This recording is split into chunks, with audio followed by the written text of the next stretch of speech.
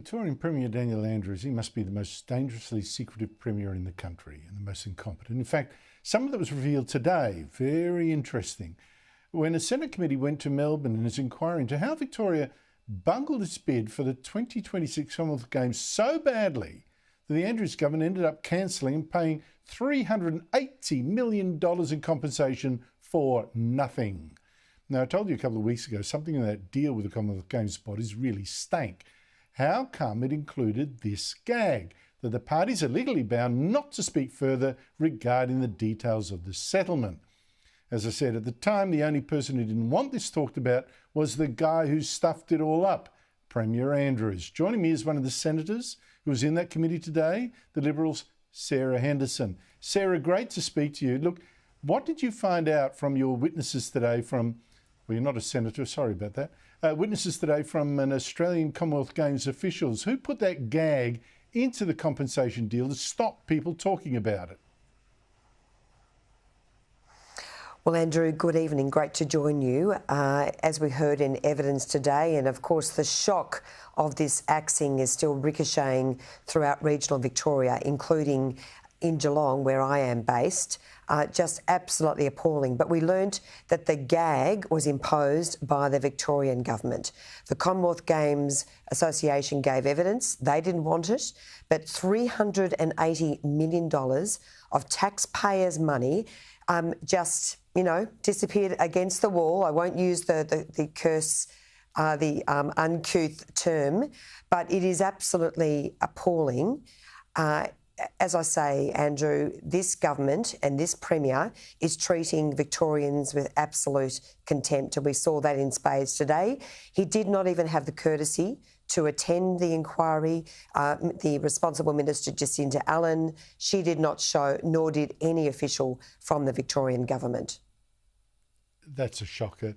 Sarah, what really offends me about this gag order, right?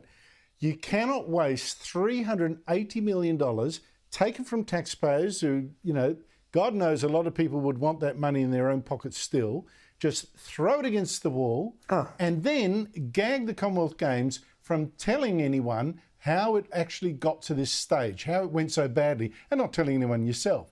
How did that gag agreement in this deal affect your hearings today? Well, there were so many questions that couldn't be answered, and we saw Ernst & Young, which prepared the business case. And mind you, the business case demonstrated that the worst case scenario was that the Victorian government did not plan to put any infrastructure funding into the Commonwealth Games. And there was also a worst case scenario of $0 for housing. So there is something very, very wrong about the business case. But again, we saw ducking and weaving from Ernst & Young, which could not answer a direct question. And then, of course, we also heard from Martin Bakula, the former minister. He didn't make the decision, of course. We did ask him. I specifically said to him, how do you explain the $4 billion difference? So it was about $2.6 billion in May, and suddenly the budget is $6 to $7 billion. That is just inconceivable.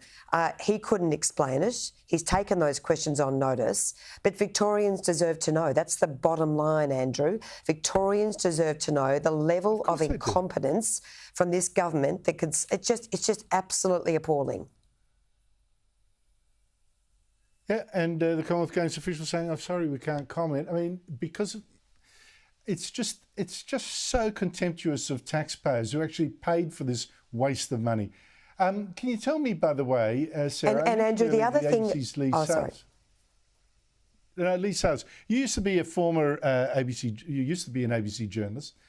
I mentioned Lee Sales telling all ABC staff, with the ABC support, to reject anyone saying that the Uluru Statement was more than one page. Is that her job, to enforce groupthink in the ABC that's helpful to the Albanese government, moreover? Well, Andrew, regrettably, Lee Sales, who has got a formidable reputation as a very good journalist, was sounding like a spokesperson for the Albanese government. This is unprecedented, Andrew. I worked at the ABC for 9 years. Never once was a particular view imposed on the ABC. And in fact, it defies good journalism, which of course is all about ascertaining the facts, weighing up the evidence. And Lee Sales, in reaching this conclusion, has ignored the fact that Professor Megan Davis, a co-author of the Uluru Statement, said on 12 separate occasions that the Uluru Statement was 18 pages.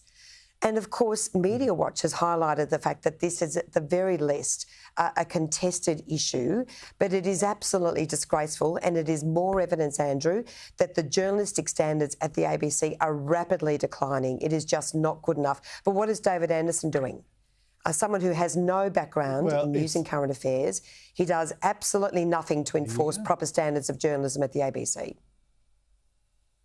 But what I find incredible is the arrogance that the ABC should speak with one voice, that there is no room for independent, and that's of course why the ABC, to not a single ABC journalist, for instance, said George Pell was innocent, which he was, not one.